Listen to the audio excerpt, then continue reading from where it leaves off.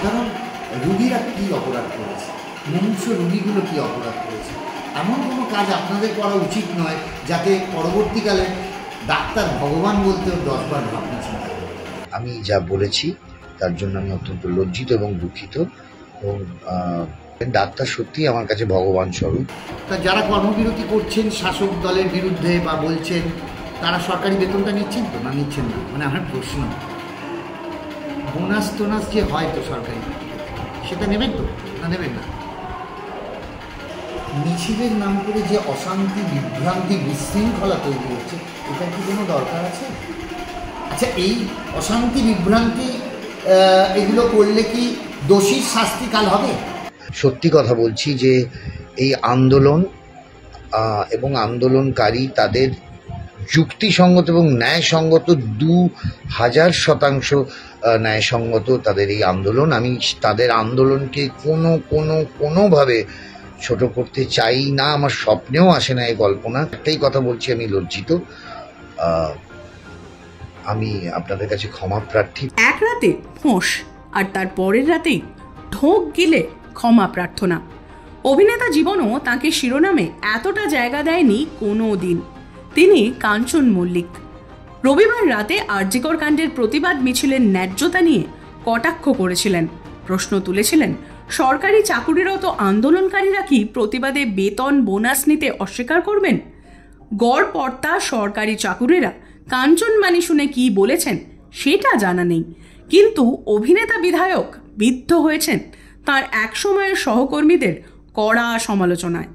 কাঞ্চনকে খুব সেন্সিবল, খুব সেন্সিটিভ বলে জানতাম আসলে, মানে সেই কাঞ্চনকে চিনতাম, তো আমার ধারণা হয়তো তাদের সপক্ষেই থাকা উচিত ছিল, অথবা যদি তার রাজনৈতিক দল বা রাজনৈতিক পরিচয়ের জন্য কিছু বাধ্যবাধকতা থাকে তাহলে তার চুপ করে থাকাই ভালো ছিল। মানে এরকম একটা অদ্ভুত আলটপকা কথা উনি কেনই বা বললেন? সিপিএম, তৃণমূল, বিজেপি, যে কোনো কংগ্রেস কিছু করতে গেলেই একটা বেসিক একটা মানুষের কনস্টিটিউশনটা জানতে হয়, ভারতীয় সংবিধান জানতে হয়। আমার মনে হয় উনি ভারতীয় সংবিধানটা পড়েননি, কারণ ভারতীয় সংবিধানে লেখা আছে যে আজকে নাগরিকরা, আমরা যেখানে দাঁড়িয়ে আছি আপনারা চিনতে পারছেন এই উই ওয়ান্ট জাস্টিস চিৎকারটা, এটা করার জন্য মাইনে ফেরত দিতে হয় না, এটা সাংবিধানিক একটা নাগরিকের অধিকার। সুতরাং কাউকে মাইনে ফেরত দিয়ে প্রতিবাদ করতে হয় না। এটা যদি উনি না জানেন তাহলে ওনাকে আবার স্কুলে ফিরে গিয়ে এটা নিয়ে পড়াশোনা করতে হবে।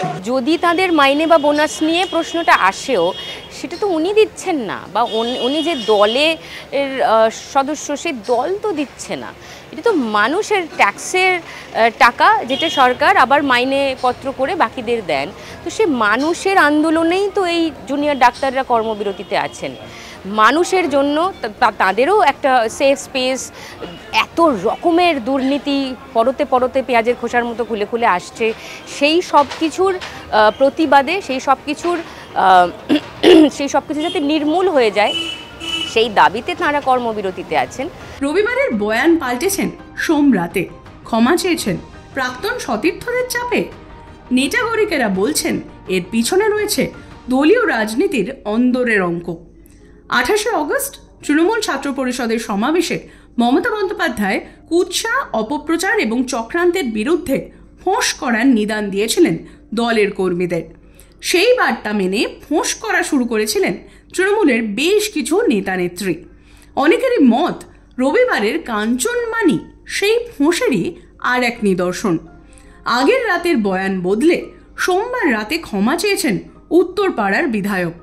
সোমবার সকালে তৃণমূলের সাধারণ সম্পাদক অভিষেক বন্দ্যোপাধ্যায় এক্স পোস্টে লিখেছিলেন, দলীয় গণ্ডি ছাড়িয়ে জনপ্রতিনিধিদের আরও নম্র এবং সহানুভূতিশীল হতে হবে। আমি তৃণমূলের সকলকে অনুরোধ করছি চিকিৎসক বা নাগরিক সমাজের উদ্দেশ্যে কটু কথা না বলার জন্য।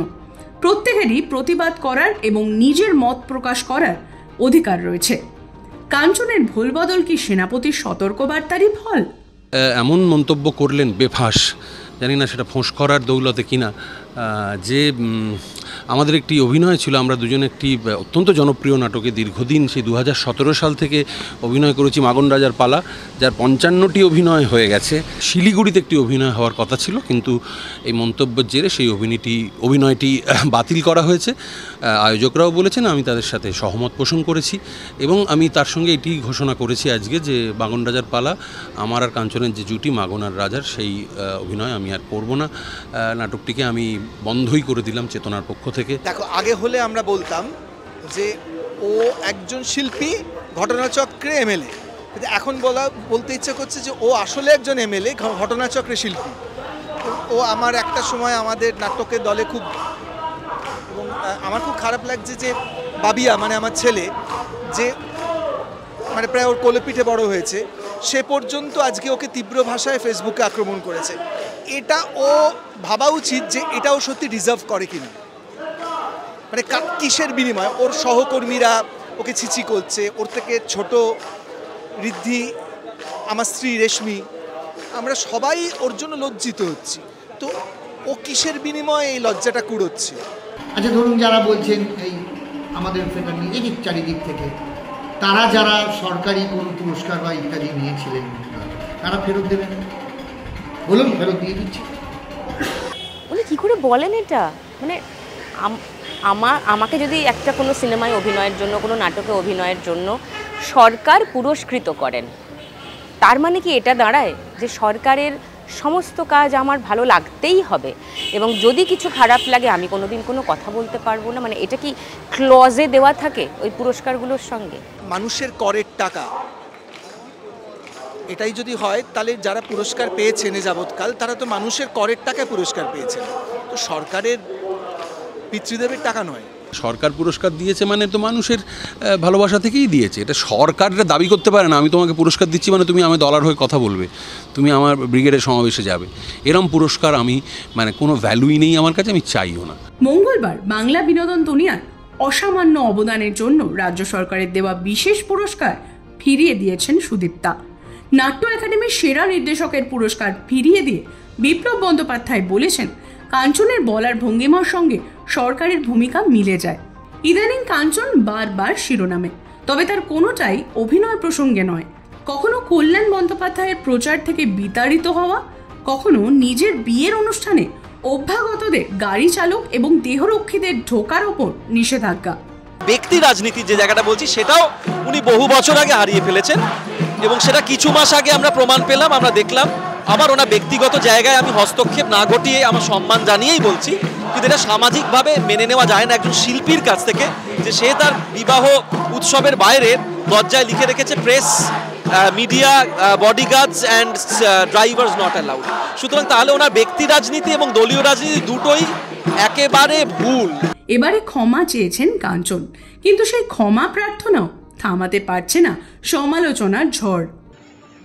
গতকাল একটি ধর্ণা মঞ্চে আমি আমার কিছু কমেন্টস আমি করে ফেলি, যার জন্য সেটা অত্যন্ত সমালোচিত হয়, এবং আমি সেই কারণেই আজকে এই ভিডিওটি করছি।